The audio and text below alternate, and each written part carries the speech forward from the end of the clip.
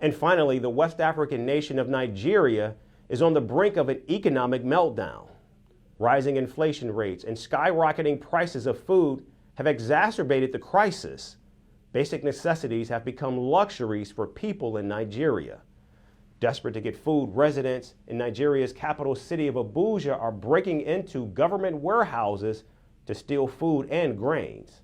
To contain the crisis, the Nigerian government has now beefed up security at its food warehouses. Here's our report. Africa's largest economy is battling its worst ever crisis. With soaring inflation and skyrocketing food costs, Nigeria is on the brink of a meltdown. And the turmoil has been the most punishing for its people. There have been angry protests and nationwide strikes. But the plight of Nigeria's citizens is only deteriorating. A litre of petrol costs more than 3 times what it did just months ago. Wages have not been keeping up with the mounting cost of living. What's worse is that prices of food staples have more than doubled in the past year.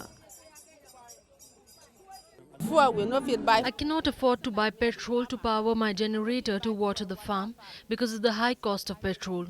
Things are difficult in the country. Food is expensive as well as several other items.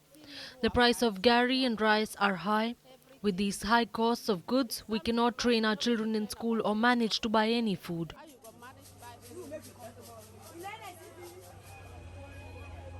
Now, desperate to fight starvation, many are turning to theft and looting. In Nigeria's capital city of Abuja, hundreds are forcing their way into warehouses and stealing food.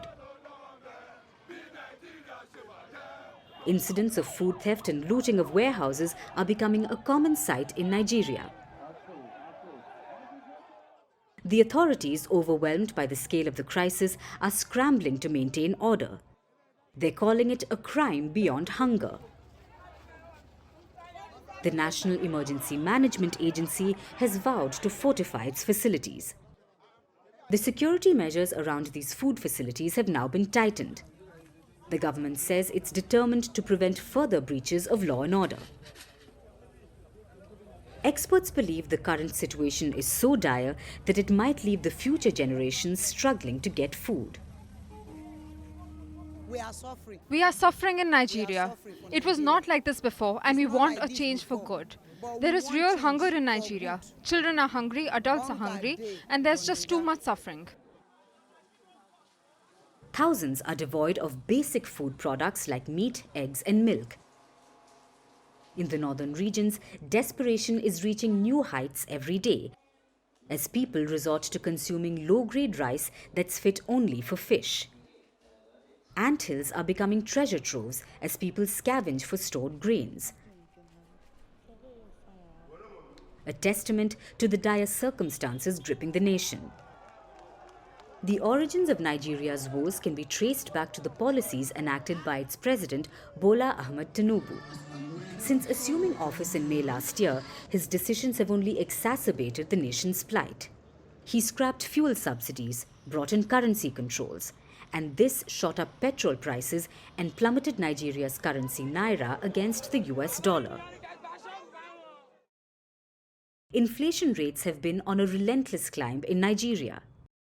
In December, it rose above 30%, the highest in 27 years. To be precise, Tinubu's policy changes unleashed a tidal wave of economic turmoil. However, the Nigerian president touts these measures as bold reforms aimed at reviving the economy. He says that by doing this, Nigeria has saved over 1 trillion naira, which is equivalent to over $1 billion US. He also asked citizens to be patient, as he says the reforms will take some time to take effect. Tinubu believes his policies will attract foreign investment, which will turn Nigeria's fate. But critics argue that the policy changes have only served to widen the gap between the haves and the have-nots.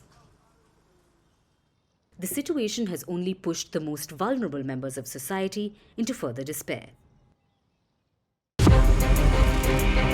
From impeachments to inaugurations, if it's a political story, we are on the scene. The race for the White House is heating up. We're beating Biden. How dare he say that? If it's breaking news, we're live with the latest coverage. From the White House, the State Department, and Capitol Hill, we know the issues, but above all, we know the players to bring you the latest in-depth analysis on all the key stories that we're covering. I'm Eric Ham. Join me from Washington here on First Post America.